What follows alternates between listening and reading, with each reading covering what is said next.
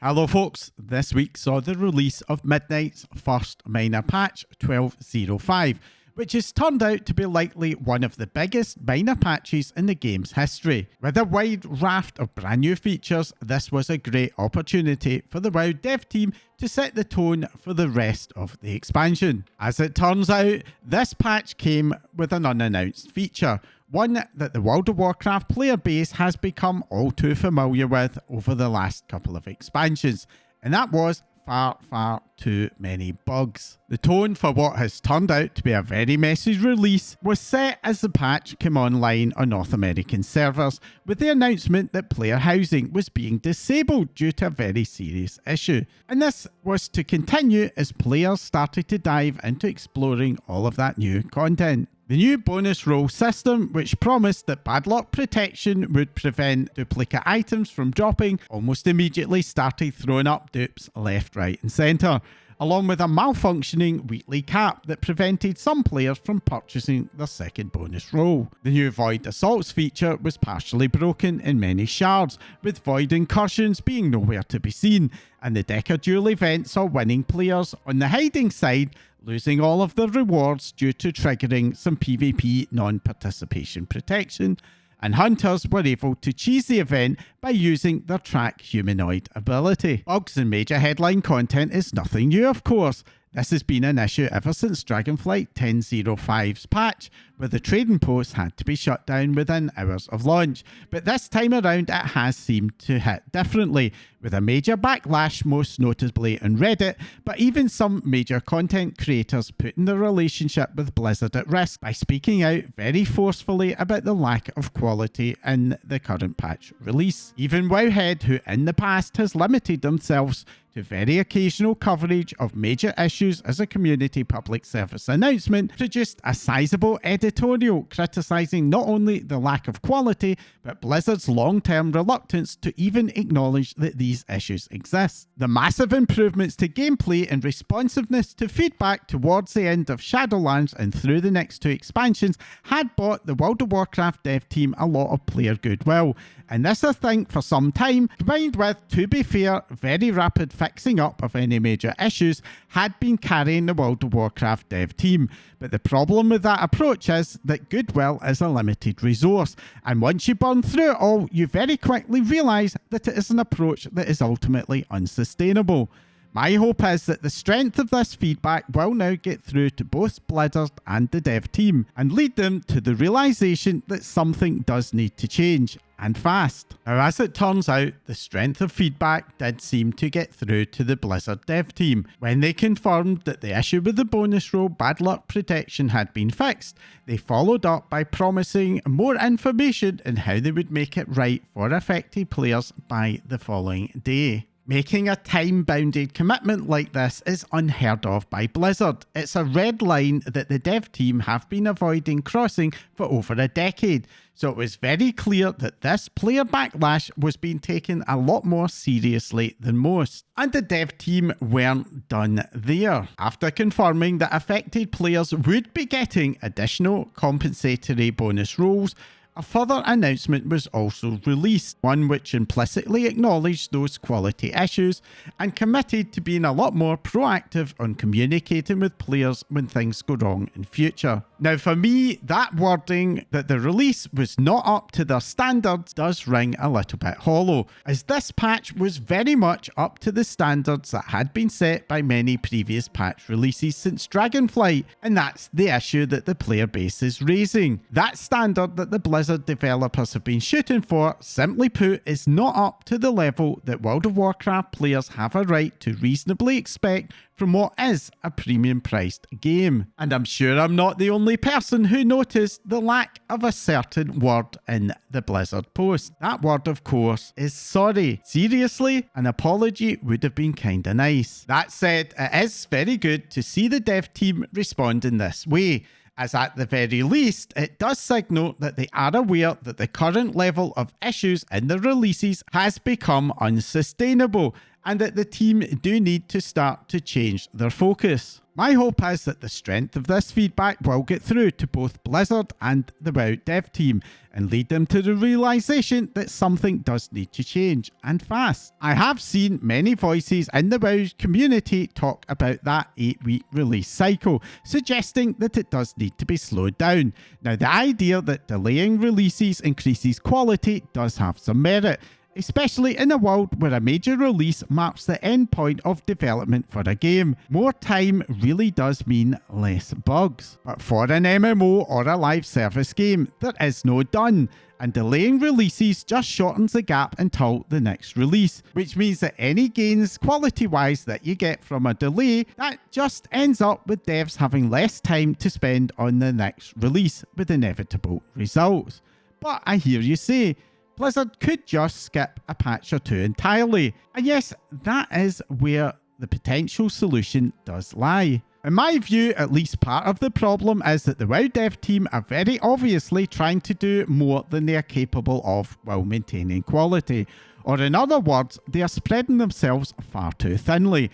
And the solution to that is indeed to do a little bit less. But that does not necessarily follow that we then need to start cancelling entire patches or even to slow the delivery cadence down. How about instead reducing what is going into those patches? The amount of content in patch 12.05, just like 11.25, rivals and sometimes exceeds the amount of content that we see in some of the major seasonal release patches. The only thing that separates these minor patches from those major patches at the moment is the lack of a new zone and a raid. Good project managers will talk about scope control, which is essentially the process of limiting what teams are asked to deliver, along with defending against scope creep, which is the tendency to add just one more thing over and over again until things stop working. If I was personally given advice to the World of Warcraft dev team, it would be to take a look at your plans for the remaining patches in Midnight, and for every single patch, pick one planned feature and cancel it entirely, and then using the manpower and time that frees up to invest a lot more into the depth, variety, quality and polish of the surviving features. This isn't a magic bullet, of course. The reason the WoW dev team have got to the point they've arrived at is due to issues with internal culture. The WoW dev team at all levels, from leadership right down to entry-level individual contributors, do need to change their approach and yes, their attitude towards the quality of the releases, with a much greater focus on being right first time and not 2 weeks later. Now, for seasonal Mythic Plus players, once it's working, this new bonus roll system will without doubt be a bit of a game changer for gear acquisition. Being able to get up to 3 myth track items a week is going to significantly accelerate gear acquisition, especially as the system has that bad luck protection built in. Something that is now extending even to the weekly vault, as if we do get a bad vault, we'll now be able to use the backup currency to purchase a third bonus roll, giving us an extra attempt to try and get something decent. And it's not just the competitive seasonal content that's getting gear acquisition buffs. Delvers who reach level 9 on the Delver's Journey already have access to Hero Track End of Delve gear, along with even a vendor to help them deterministically fill any missing slot. And the new Ritual Sight and Void Assault features have yet another new vendor who also offers farmable Hero Track gear. Yes, farmable Hero Track gear from open world content. No matter where you look, gear acquisition rates are about to become faster across the board. Coming in a season where community feedback is already starting to ask if gear acquisition is a little bit too fast, this really does beg a major question. And that is, what is the end of this new season going to look like, especially around when patch 12.07 does come out? Ever since I started playing Mythic Plus back in Shadowlands, one of my primary goals for every season has been to try and get a top item level gear piece in every slot. And for most of that time, that goal has been narrowly missed, usually with 1 or maybe 2 slots stubbornly refusing to drop. But thanks to the War Within's Turbo Boost feature and the introduction of a Dinars-like system to purchase weapons and trinkets in both Season 2 and Season 3 of the War Within, I hit that goal. And in Season 3, that goal was hit just before patch 11.27 came out. Now, for me personally, the end result was that I was able to take a break from Mythic Plus towards the end of the War Within entirely, something that at the time I very much enjoyed. Being able to enjoy those successes was a very satisfying part of the process. But at the same time, I do wonder if completely stopping playing a major feature is what the developers want. I'm sure that the dev team do have an eye towards the long-term sustainability and avoiding player burnout, something for which getting frequent breaks is a very important component, but at the same time, WoW is an MMO, and MMOs need players to be actively playing in order for the process of grouping up to work. So as much as I like the idea of being pretty much now guaranteed to hit my goal, hopefully sooner than later, is this really what the developers will want? And if not, how do they plan to prevent it? In my opinion, the WoW developers will be very well aware of how much these changes are going to accelerate the gearing process, and that it's going to end with many of us hitting the done point, probably before even patch 12.07 releases.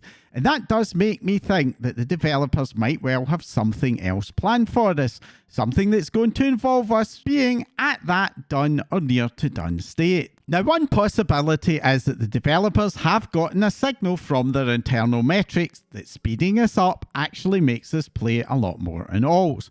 Or perhaps that taking a break is increasing the proportion of us who come back next season and therefore stay subbed for the long term. But there is also another possibility that comes to my mind. Patch 12.2.7 is going to have a brand new mini raid, one that supports Mythic Flex difficulty. Now, for heroic raid teams, the opportunity to dive into Mythic is a reward in itself, and one that I have no doubt will get many of those players chomping at the bit to get access to this new raid.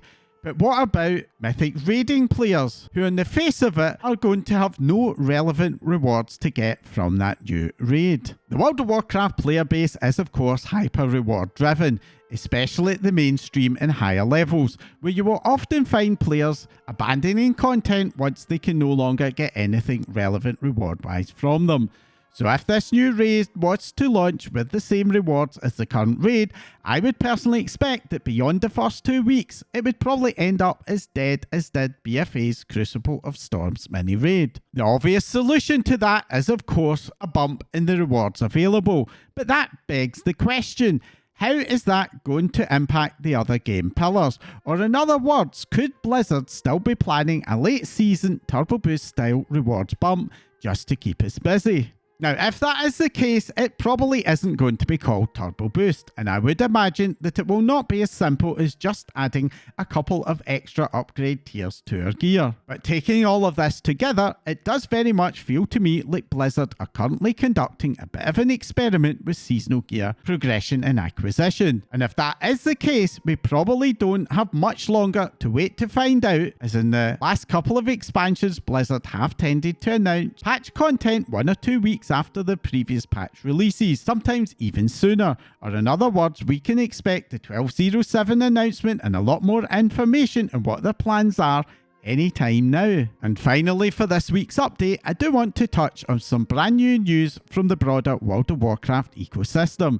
Some months ago, Blizzard started a lawsuit against Turtle WoW, one of the biggest Classic Plus private servers. If you're not familiar, private servers are unauthorized versions of a game that are created by the community. Just over a week ago, the operators of Turtle WoW reached a confidential settlement with Blizzard and announced that they are going to be shutting down from mid-May. And this came along with a separate announcement that another classic server called Stormforge was also shutting down following contacts from Blizzard. The Turtle WoW team say that they have been live for 8 years, which does make the timing of what seems to be a much tougher stance by Blizzard on these private servers kinda interesting.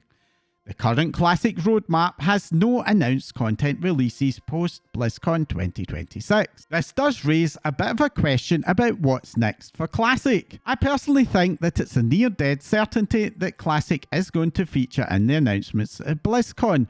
When Season of Discovery was wrapped up, the Classic team said that they were working on their future plans, and a very uncharacteristic radio silence ever since might just suggest that those plans are a lot bigger than Classic World of Warcraft fans are used to. Or in other words, is the announcement of Classic Plus coming at BlizzCon 2026? Only time will tell, but I am going to leave you with a little bit of a thought on that front.